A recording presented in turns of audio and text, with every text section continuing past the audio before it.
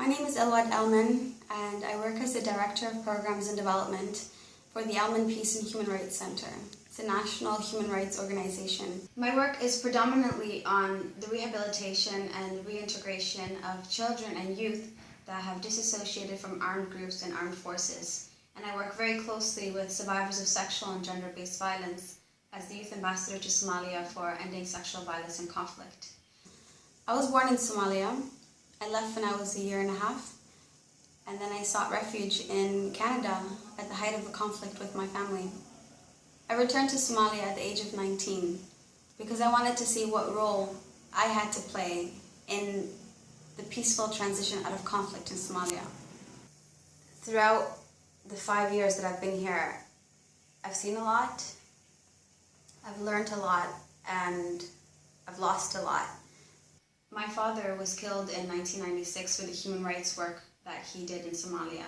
So I know that a lot of people before me have paid the ultimate sacrifice for one another to create a safer Somalia, which is what my mission is right now. Since returning, I've focused my work and my purpose here on working with youth and children that have disassociated from armed forces and groups. I work very closely with survivors of sexual and gender-based violence. And in 2014, I was named the Youth Ambassador to Somalia for ending sexual violence.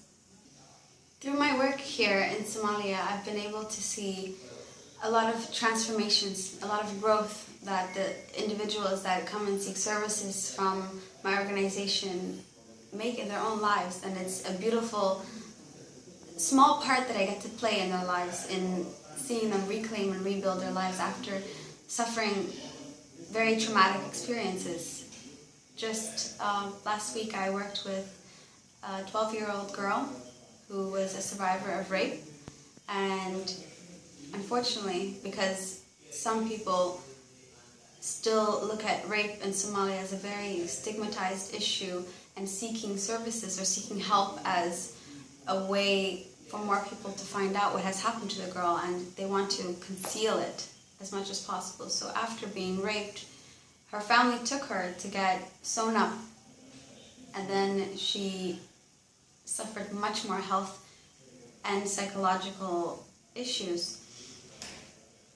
It was a very difficult time when she came to our center, and seeing her through the recovery process, both physically in health and also mentally, and watching her leave the center and going back to school, it was a very beautiful and touching experience for me. And just last week, when she was transitioned out of the safe house and healthcare center, I got to see her going back to her family, who now also understand that this is something that happened to her and that they didn't have to hide anything, and now are working very, very strongly with her on making sure that the rest of her life is a happy one.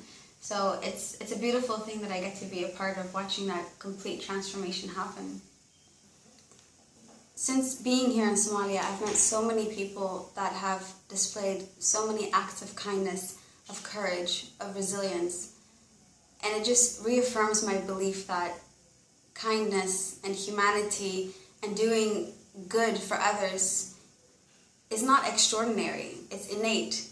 It's something that all humans are meant to do.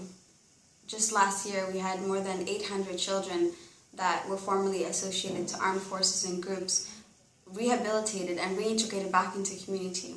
And the work that we provide is not only on the recovery, but on leadership and making them staples in their community to go on to pay it forward, so that they extend the same kindness that they received onto other people.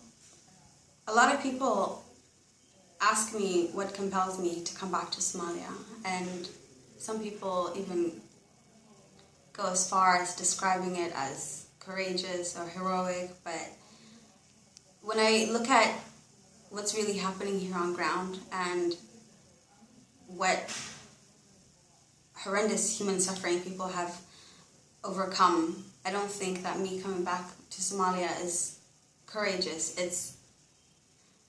I think it's a responsibility I have. And I think that my time here to try to create a safer Somalia and trying to do all I can to help people here, it's not it's not courageous, it's normal, it's human. It's, as a human being, it's what we should be doing, sharing humanity and helping other people. The work that I do here in Somalia at times is very rewarding. It's very humbling, but very frustrating as well too. And it's heartbreaking seeing so much suffering almost on a daily basis, and it's enough that it does make you feel like you want to quit and you want to leave. And I feel I have options because I did grow up in Canada, did leave safety and comfort, but the people that I'm aiming to help through the work of my organization don't have the opportunity to just leave. So I think that it's my responsibility and every human being's responsibility to do what they can to create a better, safer environment for the people around them. And on this day,